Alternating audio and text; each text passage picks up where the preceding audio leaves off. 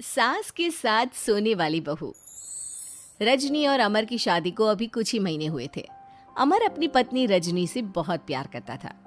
शुरू के कुछ दिन तो सब कुछ ठीक ठाक चलता रहा, लेकिन फिर छोटी छोटी बातों पर अमर और रजनी का झगड़ा होने लगा।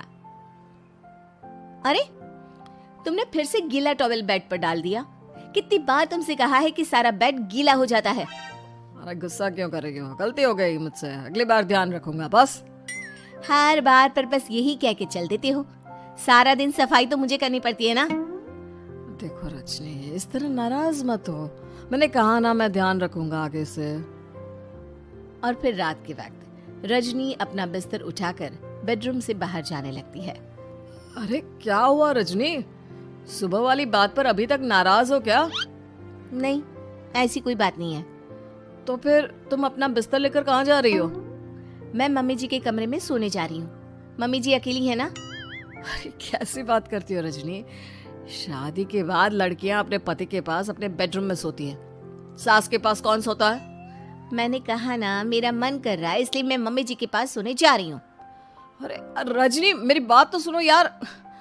मेरा भी तो मन करता है ना तुमसे प्यार करने का, तुम्हारे साथ रहने का। ऑफिस से थका हारा आया हूँ और तुम मम्मी जी के पास सोने जा रही हो। देखो, मुझे आज अपनी सास के पास सोने का मन है और मैं जा रही हूँ।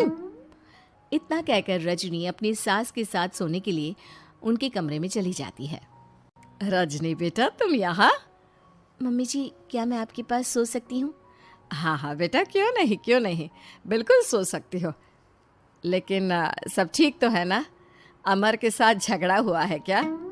नहीं नहीं मम्मी जी, मैं रोज रोज इनके साथ उस कमरे में सोकर बोर हो चुकी हूँ। थोड़ा सा चेंज हो जाएगा, इसलिए आपके पास सो जाती हूँ। आपको कोई एतराज हो तो बता दीजिए। अरे नहीं नहीं बेटा, ऐसी कोई बात नहीं, सो जाओ। और फिर अगले दिन। अमर बेटा, तुम्हारा रजनी के साथ कोई झगड़ा हुआ है क्या? नहीं तो मम्मी, ऐसे तो कोई बात नहीं है। क्यों, क्या हुआ? अरे वो कल रात मेरे कमरे में सोने आ गई थी तो मुझे लगा सब ठीक तो है ना बेटा? नहीं मम्मी जी, वो ऐसी बस उसका मन किया होगा। कह रही थी कि मम्मी अकेली है, इसलिए आपकी चिंता हो रही थी। पर अगली रात को फिर से रजनी अपना बिस्तर उठाकर सास के कमरे में पहुंच जाती है। रजनी बेटा, आज फिर से मेरे पास सोने आ गई। मम्मी जी, आपको मेरा अपने पास आना अच्छा नहीं लगता? अगर ऐसी बात है तो मैं बाहर ड्राइंग रूम में चली जाती हूँ। अरे नहीं नहीं बेटा, ऐसा कुछ नहीं है। पर अमर अपने कमरे में अकेला होगा ना? अरे तो वो कौन से 6 महीने के छोटे दूध पीते बच्चे हैं, उनको डर थोड़ी ना लगता है। इतने बड़े हो गए हैं, 1-2 दिन अकेले सो लेंगे तो कुछ बिगड़ नहीं जाएगा। और इस तरह फिर तो ये रोज की बात हो गई। रजनी रोज अपना बिस्तर उठाती, अपनी सास के पास आकर सो जाती। सास उससे कुछ इसलिए नहीं कहती है क्योंकि उसे लगता है कि बहू बुरा मान जाएगी। एक दिन सुबह सुबह, माँ मेरे लिए चाय बना दो, ऑफिस जाने का टाइम हो रहा है। अरे बेटा, तो रजनी से क्यों नहीं कह देते? मुझे उससे बात करने का बिल्कुल भी मन नहीं है। अरे आखिर क्या बात है बेटा, तुम इतने उदास क्यों लग रहे हो? देखो ना माँ, आजकल रजनी का बिहेवियर मुझे कुछ समझ में नहीं आ रहा। रोज रात को आपके पास आकर सो जाती है। अगर उसे मेरी परवाह नहीं तो मुझे भी कोई फर्क नहीं पड़ता। अमर गुस्से में ही घर से ऑफिस चला जाता है। ये देखकर सास बहुत दुखी हो जाती है। और फिर अगले दिन, मम्मी जी, मैं आ गई आपके पास सोने। हाँ बहू, सो जाओ। पर वो क्या है ना, आज मेरा पुरानी फिल्में देखने का बड़ा मन कर रहा था। कोई बात नहीं, सो जाओ, मैं पिक्चर देखती रहूंगी। ठीक है मम्मी जी। रजनी की सास तेज आवाज में अपने कमरे में टीवी चलाकर रखती है। इसकी वजह से रजनी को नींद नहीं आती, लेकिन वो पूरी रात करवट बदल बदल कर सोने की कोशिश करती रहती है। सास को लगता है कि अब रजनी उसके कमरे में सोने नहीं आएगी, लेकिन अगली रात फिर रजनी उसके कमरे में सोने के लिए पहुंच जाती है। मम्मी जी, मैं आ गई। अरे बेटा, मुझे लगा कि कल तुम ठीक से सो नहीं पाई थी। जाओ अपने कमरे में आराम से सो जाओ ना बेटा। अरे नहीं मम्मी जी, कोई प्रॉब्लम नहीं है। इतना कहकर रजनी फिर से अपनी सास के कमरे में सो जाती है। आधे घंटे बाद, बेटा जरा मेरे पैरों पर तेल तो लगा दे। ठीक है मम्मी जी। रजनी अपनी सास के पैरों पर तेल लगाकर जैसे ही सोने लगती है, आधे घंटे बाद फिर से, बहू मेरे सर में बहुत दर्द हो रहा है, जरा मेरा सर तो दबा दे। ठीक है मम्मी जी, दबा देती हूँ। बहुत जोर से नींद आ रही है। अपनी सास का सर दबाकर रजनी फिर से सोने की कोशिश करती है, पर आधे घंटे बाद फिर से, अरे बहू बड़ी जोर से प्यास लगी है बेटा, जरा किचन से पानी तो लेकर आ। अरे मम्मी जी, जैसे ही नींद आने लगती है कुछ मांग लेती है। रजनी चुपचाप जाकर किचन से पानी लेकर आती है।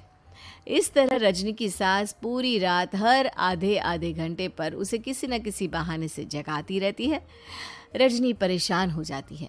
सास को लगता है कि इस बार वो उसके कमरे में सोने के लिए बिल्कुल नहीं आएगी, लेकिन अगली रात फिर से रजनी वहाँ पहुँच जाती है।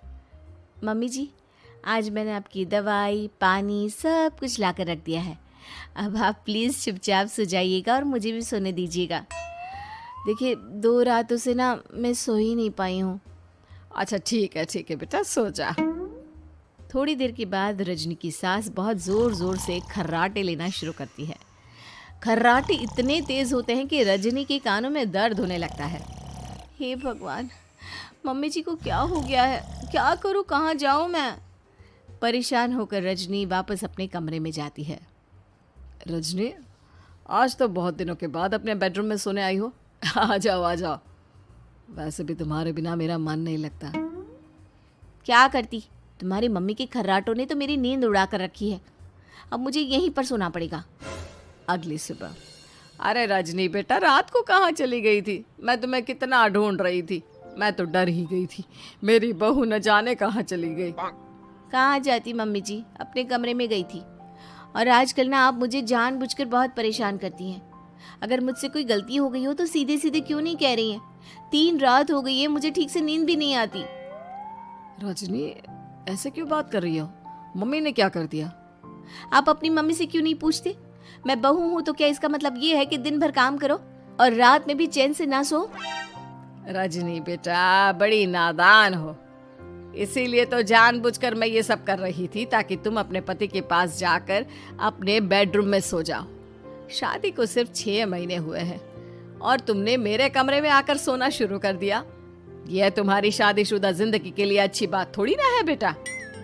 मम्मी, तो क्या आपने जानबूझकर ये सब किया था रजनी को समझाने के लिए? अरे तो और क्या करती?